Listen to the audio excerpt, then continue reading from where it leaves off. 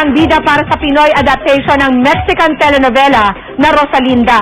Kilalanin ang Pinay Rosalinda sa chika ni Aubrey Carampez. Unang ipinakilala ang bagong kapuso star na si Carla Abellana sa GMA Trade Presentation noong Pebrero. Kanina, formal na ang pagiging kapuso ni Carla sa pagpirma niya ng exclusive contract sa Kapuso Network. Naroon sa contract signing si GMA President, Chairman and CEO Attorney Felipe Gozon, si GMA Executive Vice President and COO Gilberto Duavit Jr. at SVP for Entertainment TV Wilma Galvante. Kasama ni Carla ang manager na si Arnold Vegapia. Nakita ng grupo ang malaking potential ni Carla Abellana para maging isang malaking star para sa GMA.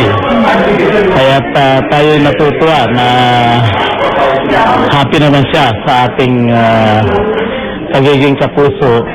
Well, mula pa sa pagpapanood natin ng mga casting tapes, maliwanag na maliwanag ang potensyal ni Carla. No? So, we're very pleased and very happy na siya ay isang kapuso ngayon.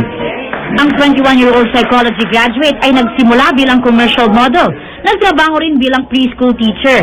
Anak siya ni Ray P.J. Abellana at apo ng veteran actress na si Delia Razon. Never naman ako pinagbawalan din at the same time ng daddy ko. So, when he found out that I was about to enter show business, he was actually very excited also. Mas gusto niya na i-guide niya pa ako. When I came here, kinabahan muna ako at first Pero pagsalubong sa akin kagad ng mga tao, very, very welcoming sila, no? Very hospitable. They're all very nice. So, lalo ko na-excite. Very happy. Sa kanyang unang pagsabak sa showbiz, ipinagkatiwala agad kay Carla ang pagganap bilang Rosalinda sa Pinoy adaptation ng Mexican telenovela. We saw the opportunity of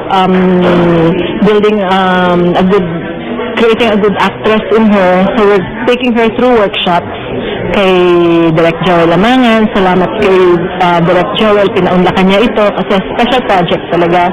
And then she's going through dance workshops and also voice.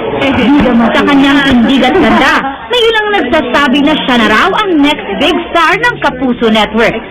I do not want to expect it to be that way. I don't want to expect it to turn out that way. But if it's going to turn out that way, then my gosh, siguro that's going to be a dream come true for me. Napakalaking achievement niya and napakalaking honor niya for me.